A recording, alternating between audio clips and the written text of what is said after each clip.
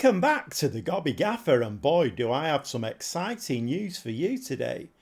But before all of that, well, I need to fill you in on quite a few things.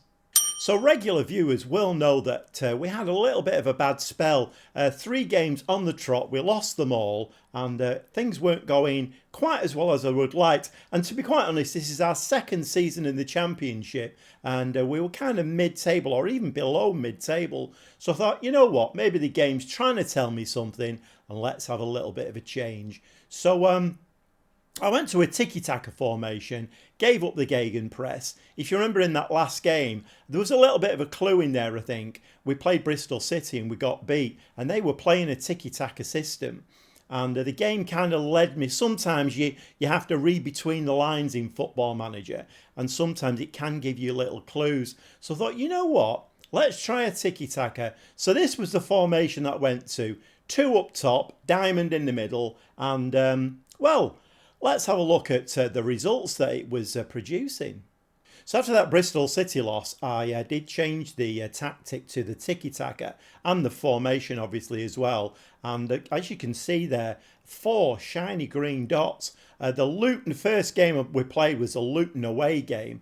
I thought this is going to be really tough, but a 2-0 win in that one. No goals against. In fact, since we started using this new tactic and formation, we've not conceded a goal. Blackburn as well, an away game, 2-0 win in that one. West Brom at home, a 3-0 win.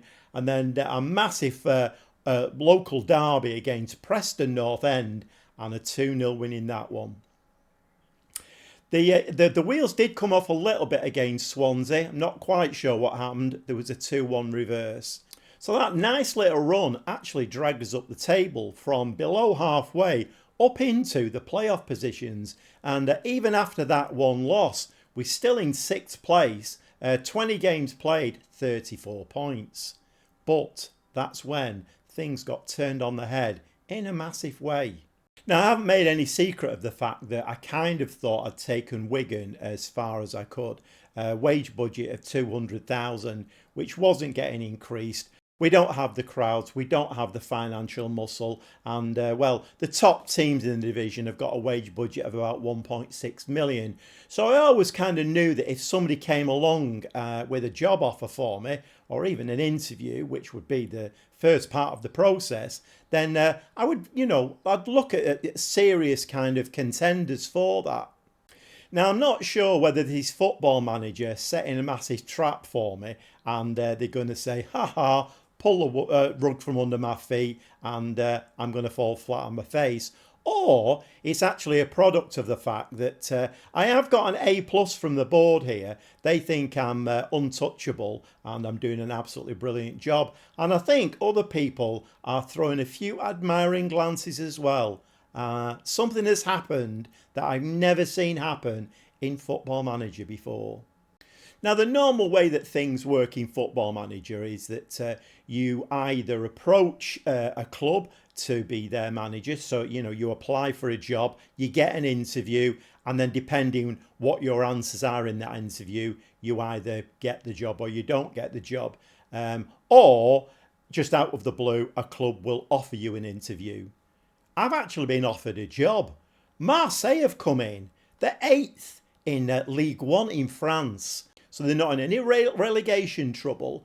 Their previous managers was Roberto Martinez. Yes, that Roberto Martinez. They've offered me £6,750 a week. It's no raise on what I'm earning at Wigan, but it's a different country. It's their, basically, Premier League. And I think this is a massive step up.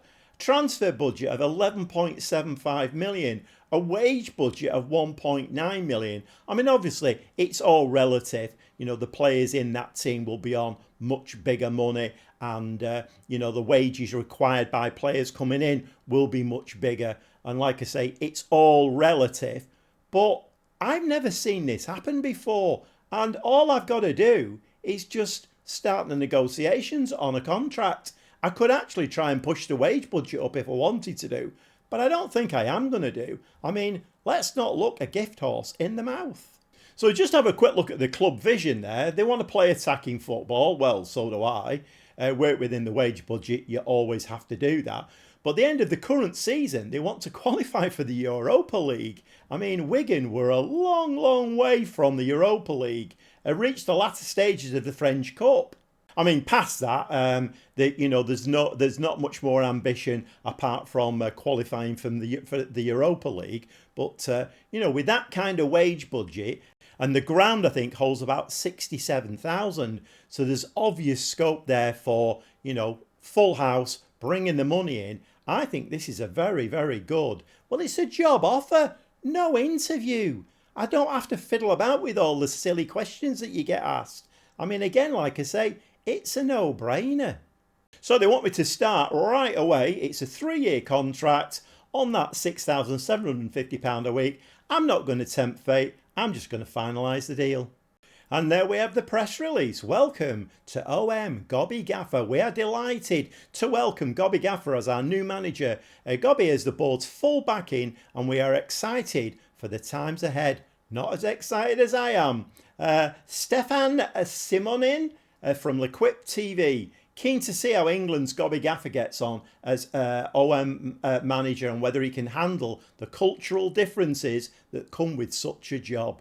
Well, football, it's a universal language.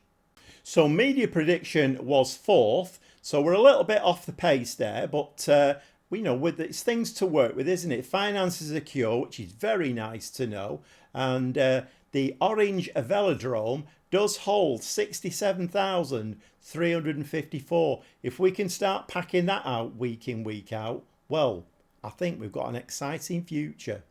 And thinking back to my time at Wigan, I mean, you just look at the kind of tradition that we've got here, the history of Marseille and UEFA Champions, League One Uber Eats, French Cup 10 times.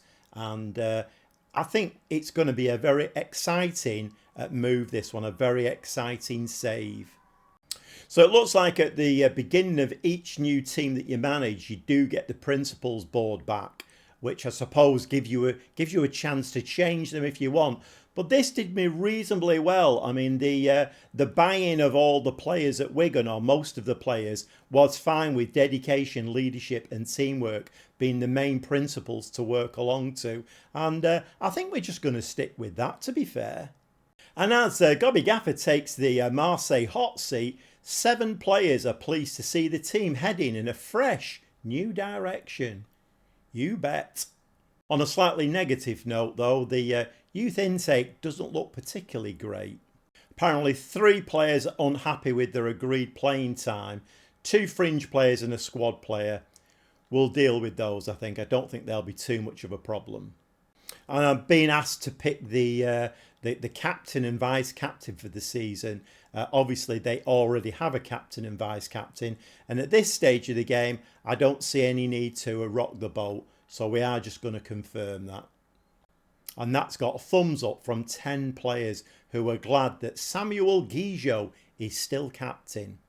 So obviously I've got some head scratching to do now. I need to go away and work out a formation and a tactic that is going to work with the players that I've got. So again, using this as a little bit of a tutorial, if you just click the position, it will actually select all the players by position. So as you can see there, 2 goalkeepers, these are all your central defenders, and then running down to the 2 strikers, wingers left and right.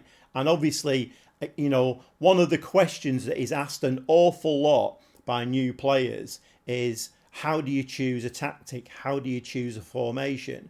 Well, your tactic will be determined by the traits that your best players have. So if you've got really good wingers and they're very pacey, good at crossing, then you might want to look at a wing play system. If you've got very technically gifted players who are good at winning the ball back, very pacey, good technically, you might want to look at a gegenpress or a tiki-taka system. Likewise, if you've got some very, very good defensive players in your team, very aggressive, good at marking and tackling, you might want to look at like a control possession or a counter-attacking system. So like I say, it's not rocket science, but that's the way I would normally choose a tactic. Just have a look at the traits that a tactic needs and see if your players have got the required traits for that tactic. The formation, again, not rocket science. If you've got, say, 6 or 7 central defenders, you could play with 3 across the back and 2 high wing backs. Obviously, you would need the wing backs to play that system. Like I say, it's not rocket science. If you've got great wingers and you're going to play like a wing play system, then, well, the formation kind of picks itself. Whether you have 1 up top or 2 up top, again, it's dictated by how many strikers you've got and what quality they have. So just looking at the squad list here, and I have clicked on the age button at the top there, and it basically sorts your players by age. And as you can see there, Aubameyang is the oldest player at the club. He's on £150,000, by the way, a week, which is an awful lot of money. But he's only got a 2-star ability now. He's 36 years old. And as you can see, at least 6 of my players are well over 30 now. It's experience, and that's great, but I do need some younger players in, a squad refresh, young players who can pick up that baton and run with it. Because if we're going to challenge for the Europa League, Champions League maybe, we are going to need some very, very good young players in this team. And again, it's more head scratching to do. So a little bit of a shorter episode today. I'm not going to play any games. I can't really, because I've got a lot of work to do on, like I say, sorting a tactic and a formation and just looking at the players that I've got. So there's an awful lot of work to do, which is going to have to be done off camera. So a little bit of a shorter episode today, but we will be back in the next episode and we'll watch a couple of games and I'll talk you through my thought processes on, well, organising the whole thing and how I've gone about that. So this save has taken quite an exciting and unexpected turn, and I don't think anybody who were tuning in today would have thought that, well, we wouldn't be Wigan boss anymore. We would now be boss of Marseille over here in France. I'll have to brush up my French a little bit. But like I say, football is its own universal language, isn't it? So keep a lookout for the next episode and, well, click that subscribe button. All of that kind of good stuff. Make a comment. Give us a thumbs up. We're on an exciting journey. And the next step is Marseille over here in France.